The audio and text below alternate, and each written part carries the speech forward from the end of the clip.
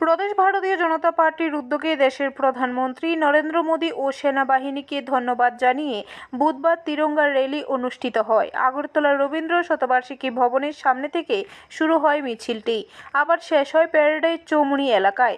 মিছিলে উপস্থিত ছিলেন মুখ্যমন্ত্রী ডক্টর মানিক সাহা, মন্ত্রী রতনলাল নাথ সহ অন্যান্য বিধায়ক মন্ত্রীরা। মুখ্যমন্ত্রী দেশের প্রধানমন্ত্রী নরেন্দ্র মোদীর বিভিন্ন পরিকল্পনা এবং দেশের সেনাদের প্রশংসা করেন এবং ভারতীয় সেনাদের নিয়ে মুখ্যমন্ত্রী গর্ব করেন। আমাদের সলিডারিটি দেখার জন্য আজকে ত্রিপুরার থেকে আমাদের আজকে স্টেট লেভেলে আমরা সব ধরনের নাগরিকরা সবাই এসছেন এবং আমরা মাননীয় প্রধানমন্ত্রীজির সাথে আছি এবং মাননীয় প্রধানমন্ত্রীজি যে পেহেলগামের যে নৃশংস হত্যাকাণ্ড হয়েছিল তার জন্য নাম দিয়েছেন অপারেশন সিন্দুর এবং সেটা যেরকম সাকসেস হওয়ার কথা তার থেকে আরও বেশি আমি বলবো যে সাকসেস হয়েছে।